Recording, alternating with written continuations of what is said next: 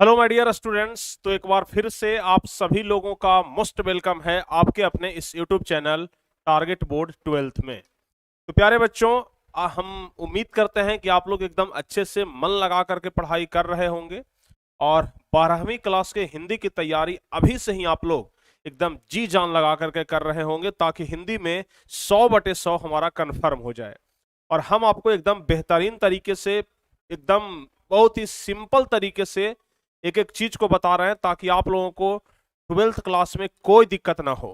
जिस तरीके से हम आपको क्लास 10th में हर एक चीज को बहुत ही बारीकी से समझा समझा करके बताते थे, उसी तरीके से क्लास 12th में भी आपको एकदम समझा समझा करके सब कुछ हम आपको बताने वाले हैं। लेकिन आज हम आपको एक छोटा सा अपडेट दे दें बच्चों, क्योंकि बताना बहुत ही ज्यादा जरूरी है। आपको पता है ना कि टारगेट बोर्ड एप्लीकेशन पर थोड़ा सा 2 मिनट का समय लेंगे हम आपसे। आपको पता है कि टारगेट बोर्ड एप्लीकेशन पर दोनों कोर्स लॉन्च कर दिया गया है। 12th science 11th and 12th science batch, science, और 11th and 12th arts batch, ठीक है ना, आर्ट्स, यह दोनों लॉन्च कर दिया गया है। इसका जो प्राइस है वह 2999 है और इसका जो प्राइस है वह है 1999। लेकिन आर्ट्स वाला तो जैसे है वैसे चलते रहेगा, इसमें कोई दिक्कत नहीं है। लेकिन प्यारे बच्चों, आर्ट्स वाला में भी अगर संशोधन किया जाएगा तो आपको बताया जाएगा।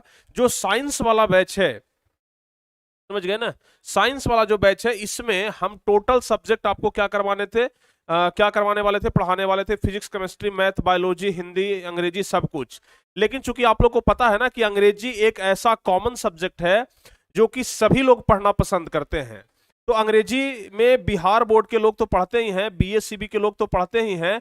इसके अलावा झारखंड बोर्ड हो गया, उत्तर प्रदेश बोर्ड हो गया, छत्तीसगढ़ बोर्ड हो गया, सीबीएसई बोर्ड हो गया, सभी बोर्ड के बच्चों के लिए ग्रामर बिल्कुल सेम होता है। समझ गए ना, ग्रामर में कोई चेंजिंग नहीं होता है। तो बहुत सारे बच्चों का ऐसा कहना था कि सर अंग्रेजी का बैच अलग से कर दीजिए और बाकी अपना बिहार बोर्ड का जो क्लास है वो कराते रहिए, हमको कोई दिक्कत नहीं है। क्योंकि बहुत सारे बाहरी ऐसे बच्चे हैं, सीबीएसई के, झारखंड बोर्ड के, छत्तीसगढ़ बोर्ड के, जो कि कह रहे हैं कि सर हम अंग्रेजी आपसे पढ़ेंगे। क्रिस सर से बोल रहे हैं, सर हमारा अंग्रेजी आपसे ही होगा, आप बिल्कुल जबरदस्त अंग्रेजी पढ़ाते हैं। तो इसलिए यह विचार किया गया कि क्यों ना अंग्रेजी के बैच को अलग कर दिया जाए। तो अब यह प्यारे बच्चों 2999 रुपया जो आप लोग देख रहे थे, इसमें 499 रुपया माइनस कर दिया गया है और कुल मिलाकर के 2499, समझ गए ना। हाँ, इसमें सीधे सीधे समझ लीजिए ना, 500 रुपया माइनस कर दिया गया है। समझ गए, 500 रुपया जो अंग्रेजी वाला था वह माइनस कर दिया गया है और 2499 रुपया अब इसका प्राइस रह गया। यानी कि अब यदि आप लोग साइंस का बैच परचेज करना चाहते हैं तो उसमें आपको मात्र 2499 रुपया ही पे करना होगा। बहुत जल्द एप्लीकेशन पर चेंज हो जाएगा। और अंग्रेजी यदि आप लोग अलग से पढ़ना चाहते हैं तो अंग्रेजी पढ़िए, क्योंकि 12th क्लास में अंग्रेजी का वैल्यू उनको पता है ना, जो इंटर का एग्जाम दे चुके हैं। तो अगर आप चाहें तो उनसे पूछ लीजिएगा, समझ गए। तो अंग्रेजी वहां से आप लोग आराम से पढ़ सकते हैं, कोई दिक्कत नहीं है, समझ गए। यहां तक हो जाएगा ना। तो अंग्रेजी का बैच टारगेट बोर्ड एप्लीकेशन पर आप लोग अलग से पढ़ लीजिए। इसके अलावा बाकी जो साइंस बैच है, जिसमें physics, chemistry, biology, math, Hindi और हाँ हिंदी, तो यह सब कुछ आपको अब 2499 रुपया में मिल जाएगा, समझ गए ना। 2499 रुपया में अब आपको सब कुछ मिल जाएगा, कोई दिक्कत अब आपको नहीं होना चाहिए, ठीक है ना। अंग्रेजी का बैच आप लोग 499 में अब अलग से परचेज कर सकते हैं, समझ गए ना। अंग्रेजी का बैच 11th और 12th अंग्रेजी दोनों साल मात्र 500 रुपया में ना 2 साल पढ़ाया जाएगा। यानी कि 250 रुपया एक साल का, एक साल का मात्र 250 रुपया, और इतना में आपको पूरे साल भर तक अंग्रेजी पढ़ाया जाएगा। यानी कि 11th और 12th दोनों 499 में, कोई दिक्कत नहीं होगा, ठीक है। समझ गए सारे बच्चे। अब चलिए, अब प्यारे बच्चों, चूंकि हम लोग हिंदी का पहला नंबर चैप्टर पढ़ रहे थे जिसका नाम है बातचीत, हिंदी का हम लोग पहला नंबर चैप्टर पढ़ रहे थे 12th हिंदी का, जिसका नाम है बातचीत, जो कि एक ललित निबंध है और इसके निबंधकार हैं बालकृष्ण भट्ट। बालकृष्ण भट्ट के माता जी का नाम पार्वती देवी और पिताजी का नाम बेनी प्रसाद भट्ट। तो यह सब कुछ हम आपको बता दिए थे, लेखक परिचय पूरा बता दिए थे। लेखक परिचय ही नहीं, लेखक परिचय के अलावा इस कहानी का जो पूरा चैप्टर है वह लाइन बाय लाइन हम आपको अर्थ बता दिए थे। यानी कि पूरे कहानी का जो अर्थ है वह हम आपको लाइन बाय लाइन करके पूरा बता दिए थे, थोड़ा सा भी बचा हुआ नहीं है। आज जो होने वाला है प्यारे बच्चों, आज होने वाला है प्रश्नोत्तर, यानी कि आपके किताब में जितने सारे भी प्रश्न दिए गए हैं सभी का उत्तर हम एकदम सिंपल तरीके से करवाने वाले हैं। तो यदि आप लोग पहला नंबर चैप्टर को आज कंप्लीट करना चाहते हैं तो इस क्लास में शुरू से लेकर के अंत तक जुड़े रहिएगा। और साथ ही साथ हम देख रहे हैं कि बच्चे बहुत कम जुड़ रहे हैं, तो इसलिए आप लोग एक बार क्लास को क्या कर दीजिए, शेयर कर दीजिए, अपने सभी भाइयों के पास अपने ग्रुप में शेयर कर दीजिए।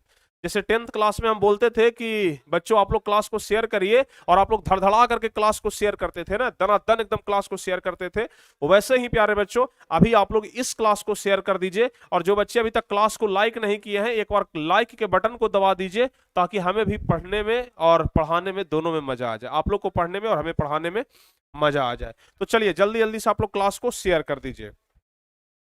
हम लोग जब क्वेश्चन आंसर की तरफ बढ़ते हैं अपने पुस्तक में, तो यहाँ पर टोटल 5 क्वेश्चन आंसर दिया गया है।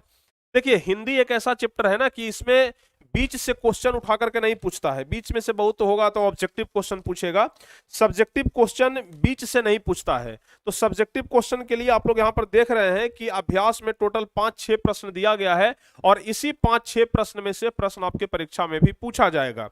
तो हम यहाँ पर टोटल प्रश्न बताने वाले हैं, व्याख्या करें वहां तक, समझ गए ना, व्याख्या करने वाला जो है ना वहां तक हम टोटल प्रश्न बताने वाले हैं। तो आप लोग इस क्लास को एकदम कंसंट्रेट होकर के ध्यान से देखिएगा, ताकि हर एक चीज आपको अच्छे तरीके से समझ में आ जाए।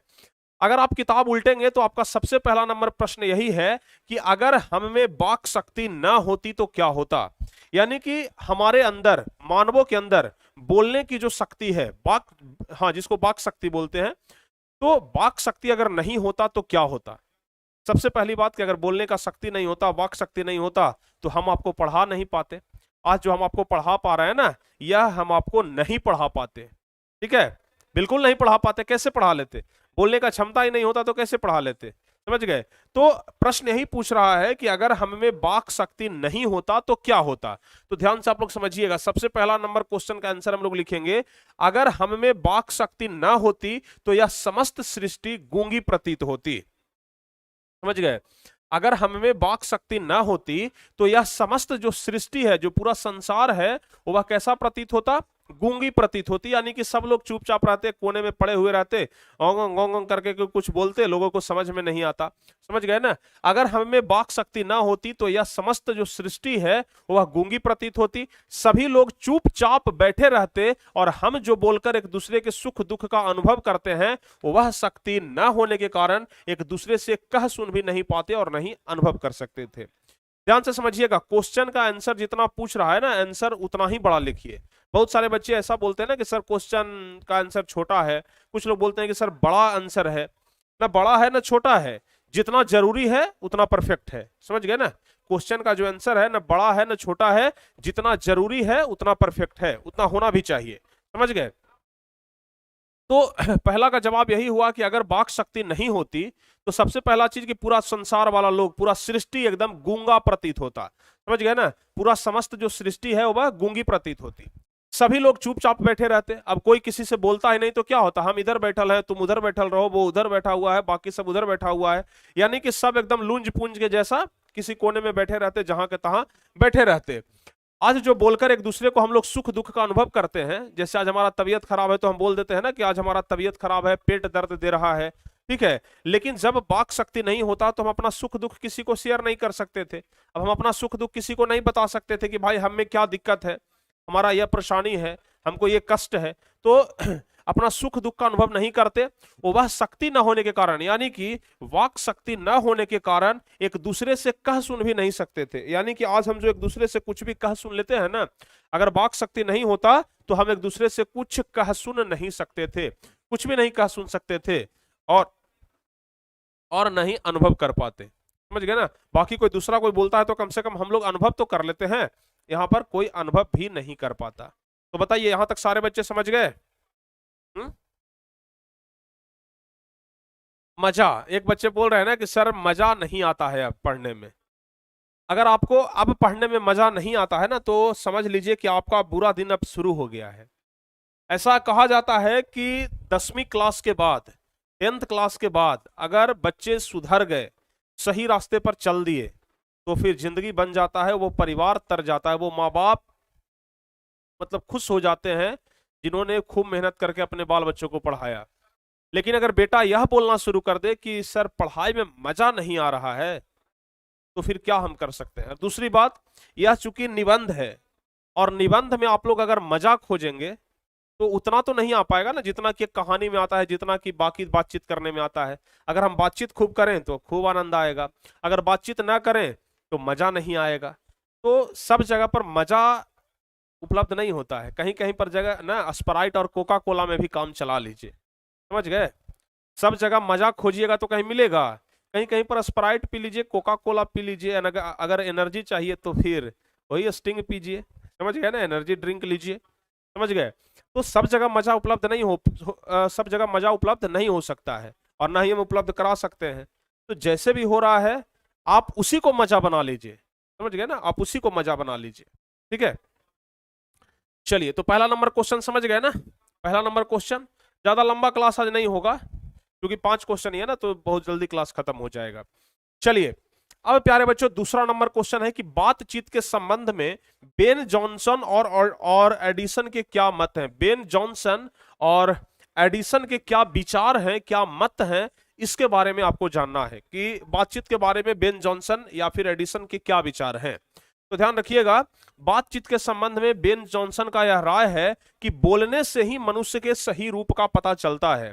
आप किसी के पास जाते हैं और बातचीत करते हैं तब ना आपको पता चलता है कि कौन व्यक्ति कैसा है, उसका स्वभाव कैसा है। अगर किसी के पास आप गए और सीधे एकदम एकार मार करके बोल दिया, गरिया करके बोल दिया, तो कहिएगा ना कि अरे तुम खत्म आदमी है ये। अगर प्यार से बोल दिया, भैया बोल दिया, बाबू बोल दिया, तो फिर समझिए कि एकदम बढ़िया आदमी है। यानी कि आदमी का जो स्वभाव है वो उसके बोलचाल से पता चल जाता है। जैसे कोई लड़का जा रहा है और एकाएक कोई बोल दिया कहां जा ही रे, अरे तू कहां जा रही है रे, इस प्रकार से बोल दिया, तो समझिए कि उसका लैंग्वेज खराब है, उसका स्वभाव खराब है। वही कोई बोला कहां जा रहे हो भाई, कहां जा रहा है बाबू, इस प्रकार से बोला तो उसका अलग इफेक्ट है। यानी कि बोलने से ही, जॉनसन का ऐसा राय है, बेन जॉनसन का राय है कि बोलने से ही मनुष्य के सही रूप का पता चलता है। समझ गए ना, बेन जॉनसन का ऐसा राय है कि बोलने से ही मनुष्य के सही रूप का पता चलता है। अगर मनुष्य चुपचाप रहे तो उसके गुण दोष का कभी पता नहीं चल पाएगा। यहां पर बेन जॉनसन कह रहे हैं कि अगर मनुष्य चुपचाप रहे तो कभी भी उसके गुण और दोष का पता नहीं चल पाएगा, समझ गए। एडिसन का राय है कि असल बातचीत सिर्फ 2 व्यक्तियों में हो सकती है। एडिसन का क्या राय है कि असल जो बातचीत है ना वो वह सिर्फ 2 व्यक्तियों में ही हो सकती है, समझ गए। एडिसन का राय है कि देखिए, बेन जॉनसन का राय तो हम आपको बता दिए कि बेन जॉनसन का राय है कि बिना बातचीत के गुण और दोष पता नहीं चल सकता है। अब पूछ रहा है कि एडिसन का क्या विचार है, तो एडिसन का विचार है कि असल बातचीत सिर्फ 2 व्यक्तियों के बीच में हो सकती है, जिसका मतलब है कि जब 2 आदमी होते हैं तभी अपना दिल एक दूसरे के सामने खोल करके बात करते हैं। जैसे मान लिया जाए कि अगर हम इस रूम में हैं और इस रूम में हम हैं, कोई एक व्यक्ति और आ गया तो हम उससे आराम से बातचीत करेंगे, दिल खोल करके बातचीत करेंगे, सब कुछ सुख दुख अपना शेयर करेंगे। लेकिन जैसे ही कोई तीसरा व्यक्ति आ जाएगा ना, हम लोग दोनों ठुमक जाएंगे, दोनों रुक जाएंगे, बात बदल देंगे। यानी कि इसी चीज को कहा गया है कि जब 4 कानों तक बात रहे तो फिर अच्छा है, जैसे ही बात 6 कान तक पहुंचा समझिए कि बात वायरल हो जाएगा, बात खुल जाएगा। 4 कान कहने का मतलब कि 2 आदमी, 2 कान हमारा और 2 कान सामने वाला का, और अगर तीसरा कोई आ गया तब 6 कान। तो जैसे ही बात 6 कान में जाता है ना, बात वायरल हो जाता है, बात फैल जाता है, वह गुप्त फिर नहीं रह पाता है। तो बेन जॉनसन का कहना है कि बातचीत से ही गुणदोष का पता चलता है, और एडिसन का कहना है कि असल बातचीत सिर्फ 2 व्यक्तियों में ही हो सकती है, जिसका मतलब है कि जब 2 आदमी होते हैं तभी अपना दिल एक दूसरे के सामने खोल करके बात करते हैं। लेकिन अगर वहां कोई तीसरा व्यक्ति आता है तो फिर बातें खुलकर नहीं हो पाती है। एडिसन का कहना है कि अगर कोई तीसरा व्यक्ति आ गया तो फिर बात खुल करके नहीं होगा, संकोच संकोच करके होगा कि कहीं तीसरा कुछ एक्स्ट्रा सुन न ले, समझ गए ना। तो असल जो बातचीत है वो वह 2 ही व्यक्तियों के बीच में हो सकता है। चलिए, 2 क्वेश्चन हो गया, कोई दिक्कत नहीं हुआ, आप लोग समझ भी गए।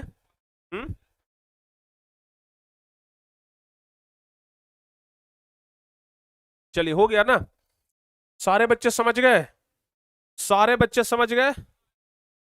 चलिए, अब तीसरा नंबर क्वेश्चन है कि आर्ट ऑफ कन्वर्सेशन क्या है। आपको हम जब चैप्टर पढ़ा रहे थे तो वहां पर बताए थे कि यूरोप के लोगों में बातचीत करने की एक आर्ट होती है। समझ गए ना। यूरोप के जो लोग होते हैं ना, उनमें बातचीत करने का एक अलग तरीका होता है, उसे कहा जाता है आर्ट ऑफ कन्वर्सेशन। क्या कहा जाता है?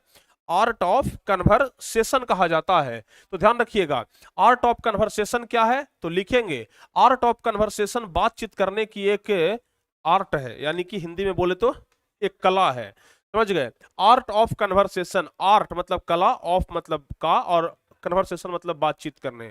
तो बातचीत करने का एक कला है, एक तरीका है, जिसको हम लोग क्या बोलते हैं? आर्ट ऑफ कन्वर्सेशन बोलते हैं, जो यूरोप के लोगों में ज्यादा प्रचलित है। कहां के लोगों में ज्यादा प्रचलित है भाई? तो यूरोप के लोगों में ना आर्ट ऑफ कन्वर्सेशन ज्यादा प्रचलित है। इस बातचीत कला में ऐसी चतुराई के साथ बातचीत करते हैं जिन्हें सुनकर कान को अत्यंत सुख मिलता है, साथ ही इसका दूसरा नाम शुद्ध कोटि भी है। यानी कि आर्ट ऑफ कन्वर्सेशन बातचीत करने का एक ऐसा तरीका है, जिस तरीके के तहत अगर बातचीत किया जाए ना, तो कानों को बहुत ज्यादा सुख मिलता है, कान को एकदम आराम मिलता है, लगता है कि नहीं भाई एकदम बढ़िया से बातचीत हो रहा है, कोई दिक्कत ही नहीं है। और आर्ट ऑफ कन्वर्सेशन का दूसरा नाम जो है वो क्या है? शुद्ध कोष्ठी भी है। क्या है? शुद्ध कोष्ठी। याद हो जाएगा। हिंदी ग्रामर भी बहुत जल्द स्टार्ट करेंगे, चिंता मत करिए, हिंदी ग्रामर भी हम बहुत जल्द स्टार्ट कर देंगे।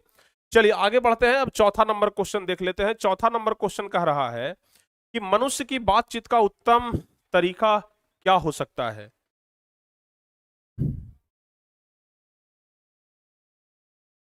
स्पोकन का क्लास तो आज भी हुआ है। एक बच्चे बोलेंगे सर स्पोकन का क्लास आज भी हुआ है। आज दोनों क्लास को मर्ज कर दिया गया था। यूट्यूब पर नहीं देख रहे थे क्या आप लोग?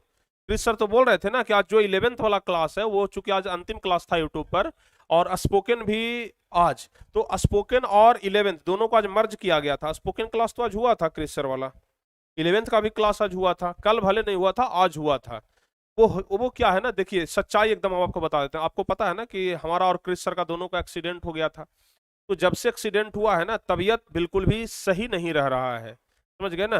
क्रिस सर का भी पूरा एकदम हाथ वाला जख्म है, कभी कभी इतना ज्यादा दर्द देने लगता है कि मतलब असहनीय हो जाता है। जब पट्टी चेंज करवाते हैं तो दर्द बहुत ज्यादा बढ़ जाता है। समझ गए। पट्टी चेंज करवाते हैं तो दर्द बहुत बढ़ जाता है। हमारा भी आपको पता था कि नीचे घुटना में चोट लग गया था बहुत जोर से, तो जख्म भी हो गया था। तो आज देखिए ना, बुखार भी आ गया था उसकी वजह से। लेकिन आप लोग समझ नहीं पाते हैं, कुछ प्रॉब्लम होता है, लेकिन फिर भी हम लोग रेगुलर क्लास हम ले रहे हैं। क्लास एक भी दिन आपका मिस्टेक नहीं हो रहा है। क्लास बहुत मुश्किल से, जिस दिन, या तो जिस दिन क्लास नहीं होगा ना, आप समझ लीजिएगा कि आज बहुत कोई बड़ा मुसीबत आ गया है, तब सर क्लास नहीं ले रहे हैं। समझ गए ना। हाँ, आप समझ लीजिएगा जिस दिन क्लास नहीं हुआ ना, तो समझ लीजिएगा ना कि आज कोई बड़ा मुसीबत आ गया है, तब क्लास नहीं हुआ है। समझ गए। छोटे मोटे मुसीबत में हम लोग नहीं रुकते हैं, हम लोग क्लास लेते हैं, क्योंकि हमें पता है कि हमारे छोटे भाई और छोटी बहन इंतजार कर रही है। समझ गए ना।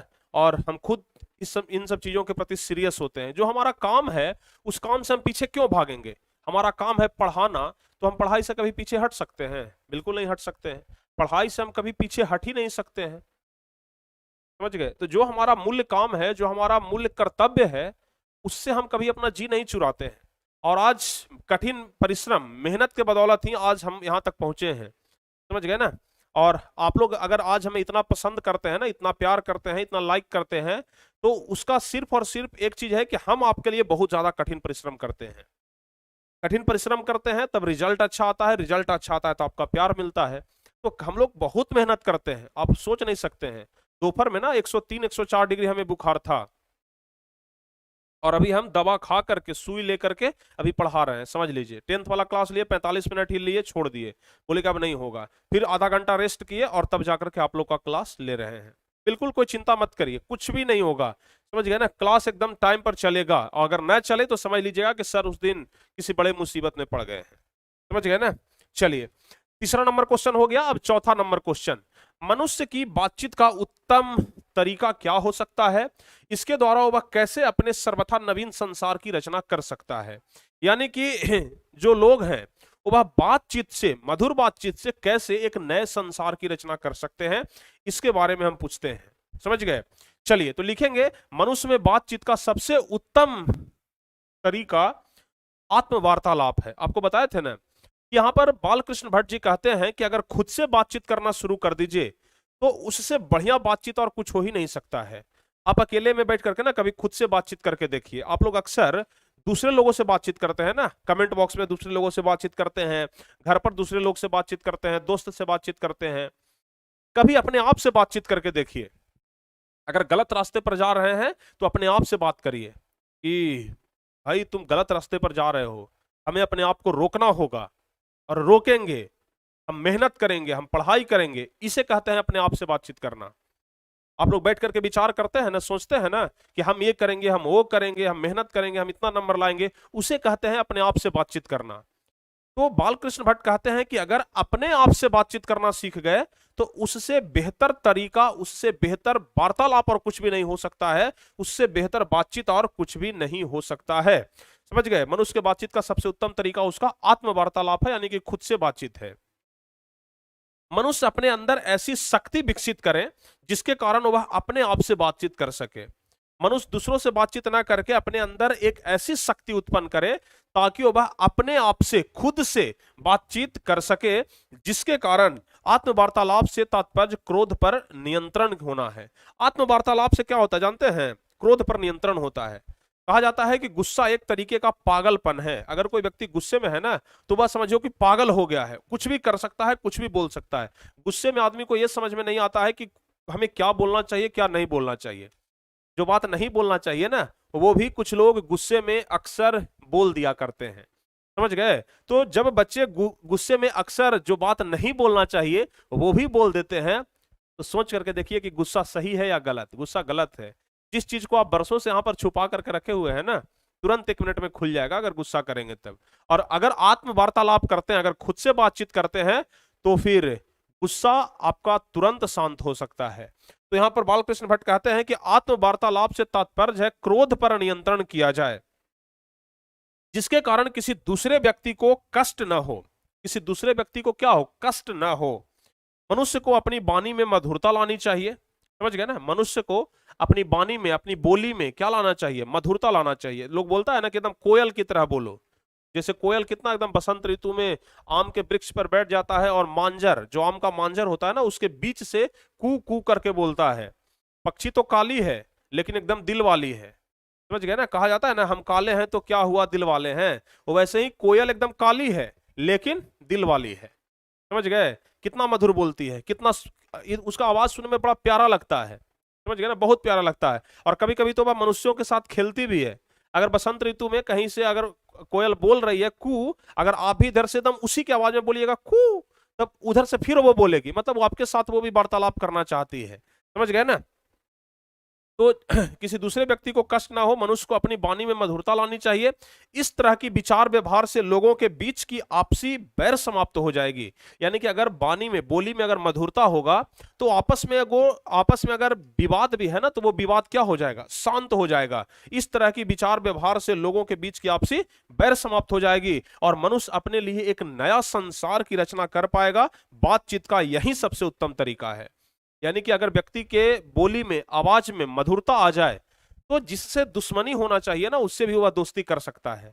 दुश्मनी होगा ही नहीं। और अगर दुश्मनी नहीं होगा तो फिर एक नए संसार की स्थापना वहां से हो सकता है, एक नया संसार बन सकता है। समझ गए?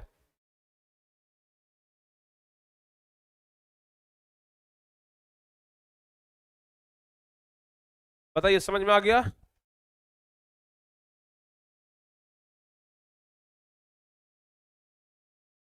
सर इस क्लास का पीडीएफ मिल जाएगा। पीडीएफ एप्लीकेशन पर ही शायद मिलेगा, एप्लीकेशन पर ही मिलेगा। समझ गए ना? एप्लीकेशन पर ही मिलेगा।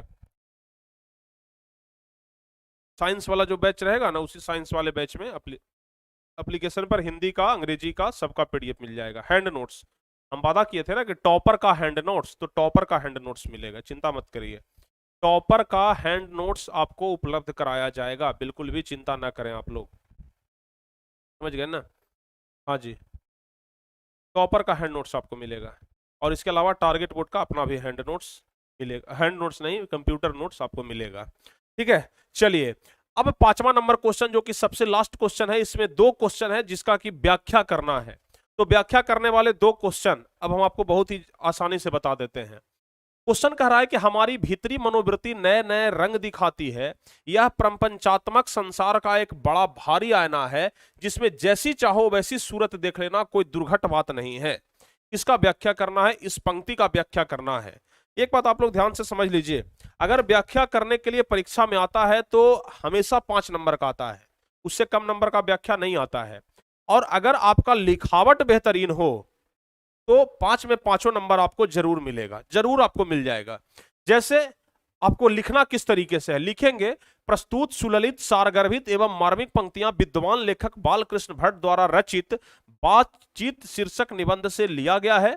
इन पंक्तियों में लेखक ने लिखा है कि, यहां तक आपका ट्रेलर हो गया, यहां तक लिखना जरूरी है। यहां तक अगर लिखते हैं तो कॉपी जांच करने वाले के बीच आपका बढ़िया इंप्रेशन जाएगा, वो आपको बढ़िया नंबर देगा। जब मनुष्य समाज में रहता है तो समाज से ही भाषा सीखता है। जब मनुष्य समाज में रहता है ना तो समाज से ही क्या करता है, भाषा सीखता है। भाषा उसके विचार अभिव्यक्ति का माध्यम होती है। कहा भी गया है कि मन बड़ा चंचल होता है। मन क्या होता है, बड़ा चंचल होता है, यानी कि मन एकदम शिथिल होता है, मतलब कोमल होता है, चंचल कह सकते हैं। इसकी चंचलता के कारण एक मनुष्य दूसरे मनुष्य को दोस्त और दुश्मन मान लेता है। मन अगर चंचल है तो मन चंचल रहने के कारण कोई मनुष्य या तो आपका दोस्त हो जाएगा, या तो अगर ज्यादा मन चंचल है तो दुश्मन भी हो सकता है। यानी कि मन की चंचलता के कारण ही दोस्त और दुश्मन होते हैं, समझ गए ना। इसकी चंचलता के कारण, मन की चंचलता के कारण ही एक मनुष्य दूसरे मनुष्य का दोस्त और दुश्मन मान लेता है।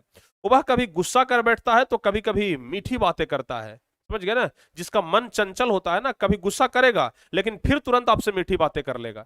जिसका दिल अच्छा होता है ना, जिसका मन एकदम मधुर होता है, वो भले आप पर गुस्सा कर ले लेकिन तुरंत फिर आपके गले में आकर के लिपट जाएगा, आपके शरीर में आकर के लिपट जाएगा कि नहीं आप ही हैं जो हैं, समझ गए ना। बहुत बहुत मीठा मीठा बोलना शुरू कर देगा। इस स्थिति में मनुष्य की असली असली चरित्र का पता नहीं चलता। मनुष्य के मन की स्थिति गिरगिट के जैसी रंग बदलती रहती है।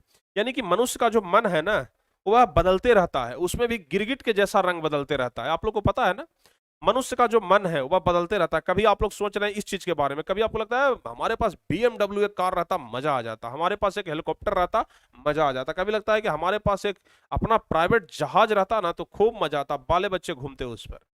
मन बहुत चंचल है, कहां चला जाएगा, कहां आपको लेकर के चला जाएगा कोई कुछ नहीं जानता है। और यह गिरगिट के जैसा अपना रंग बदलते रहता है, समझ गए ना। तो बालकृष्ण भट्ट लिखे हैं कि मनुष्य के मन की स्थिति गिरगिट के जैसी रंग बदलती रहती है। इस स्थिति के कारण लेखक इस मन के प्रपंचों को जड़ मानते हैं और कहते हैं कि यह आईना के समान है।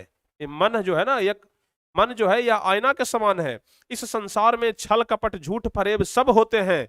विद्वान लेखक इस स्थिति से बचने की सलाह भी देते हैं कि अपने मन पर नियंत्रण रखना होगा।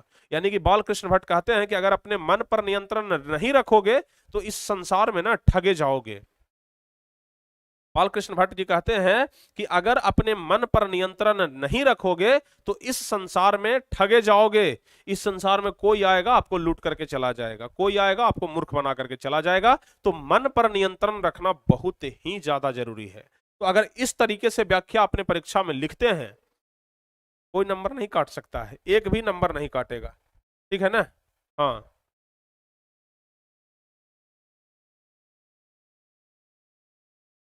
समझ गए सारे बच्चे, इसको समझ में आ गया। चलिए अब आगे बढ़ते हैं। अगला नंबर क्वेश्चन 5वां का ही दूसरा है, व्याख्या करें। ये जो व्याख्या करने वाला क्वेश्चन है ना, यह बहुत ही ज्यादा इंपॉर्टेंट होता है। अगला पंक्ति कह रहा है कि सच है जब तक मनुष्य बोलता नहीं है तब तक उसका गुण दोष प्रकट नहीं होता। अगला क्वेश्चन है कि जब तक मनुष्य बोलता नहीं है तब तक उसका गुण दोष प्रकट नहीं होता। इसका क्या करना है, व्याख्या करना है। क्या आपसे होगा, क्या आपसे इसका व्याख्या हो जाएगा? नहीं होगा सर। चलिए देखते हैं हम। फिर से वही डायलॉग लिखेंगे कि प्रस्तुत सुललित सारगर्भित एवं मार्मिक पंक्तियां विद्वान लेखक बालकृष्ण भट्ट द्वारा रचित बातचीत शीर्षक निबंध से लिया गया है। इस पंक्तियों में लेखक ने लिखा है कि सच है जब तक मनुष्य बोलता नहीं है तब तक उसका गुण दोष प्रकट नहीं होता। इसके बारे में हम आपको समझा चुके हैं कि जब तक मनुष्य बोलेगा नहीं तब तक उसका गुण दोष प्रकट नहीं होता है। बातचीत ही एक विशेष तरीका होता है जिसके कारण मनुष्य आपस में प्रेम से बातें करके उसका आनंद उठाते हैं। बातचीत ही एक ऐसा तरीका है जिस तरीके से मनुष्य आपस में बातचीत करके एक अलग तरीके का आनंद उठाते हैं। परंतु मनुष्य जब बाचाल हो जाता है, मनुष्य जब बाचाल हो जाता है अथवा बातचीत के दौरान अपने आप पर काबू नहीं रख पाता है तो वह दोष है, परंतु जब वह बड़ी संजीदगी से बातचीत करता है तो वह गुण है। समझ गए ना? बालकृष्ण भट्ट कहते हैं कि जब किसी व्यक्ति को अपने मन पर कंट्रोल नहीं है ना, तो समझिए कि उसका वह क्या है, दोष है। उसे अपने मन पर कंट्रोल रखना चाहिए। लेकिन अगर कोई व्यक्ति बहुत ही संजीदगी से बातचीत करता है तो समझिए कि वह उसका क्या है, गुण है। ऐसे भी कहा जाता है ना कि अगर किसी व्यक्ति से आप बातचीत करें तो ज्यादा कोशिश करें कि चुप रहें। समझ गए ना? कोशिश करना है कि चुप रहें, सुने ज्यादा। कहा जाता है ना कि कान को हमेशा खुला रखिए और मुंह को हमेशा बंद रखने का प्रयास करिए। मुंह को जितना बंद रखिएगा, कान को जितना खुला रखिएगा, आपके लिए उतना ही ज्यादा फायदा होगा। समझ गए ना? तो इसी चीज को कहा जा रहा है कि बड़ी संजीदगी से बातचीत करता है तो वह गुण है। मनुष्य के चुप रहने के कारण उसके चरित्र का कुछ पता नहीं चलता, लेकिन वह जैसे ही कुछ बोलता है तो उसकी वाणी के माध्यम से गुण दोष प्रकट होने लगता है। यानी कि मनुष्य जब चुप रहता है तो कुछ पता नहीं चलता कि यह व्यक्ति कैसा है, लेकिन जैसे ही वह कुछ बोलता है तो गुण दोष प्रकट होना शुरू हो जाता है। समझ गए ना? जैसे ही बोलता है तो गुण दोष प्रकट होना शुरू हो जाता है। बताइए, यहां तक सारे बच्चों को समझ में आ गया?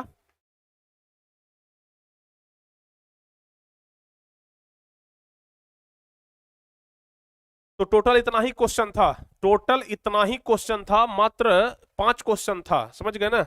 जिसमें पांचवा में 2 व्याख्या करने वाला। तो इतना क्वेश्चन आप लोग को समझ में आ गया। हमें तो पूरा भरोसा है कि आप लोगों को समझ में आ गया होगा। अगर यहां तक समझ गए हैं तो समझिए कि पहला नंबर चैप्टर समाप्त, पहला नंबर चैप्टर समाप्त हो गया। अब अगली क्लास से दूसरा नंबर चैप्टर, हाँ जी, पहला नंबर चैप्टर समाप्त हो गया। अब अगली क्लास से बच्चों दूसरा नंबर चैप्टर स्टार्ट किया जाएगा और बहुत ही जबरदस्त तरीके से आपका क्लास चलेगा। समझ गए? हाँ, दूसरा नंबर चैप्टर स्टार्ट किया जाएगा और बहुत ही जबरदस्त तरीके से। समझ गए? बताइए, कोई दिक्कत?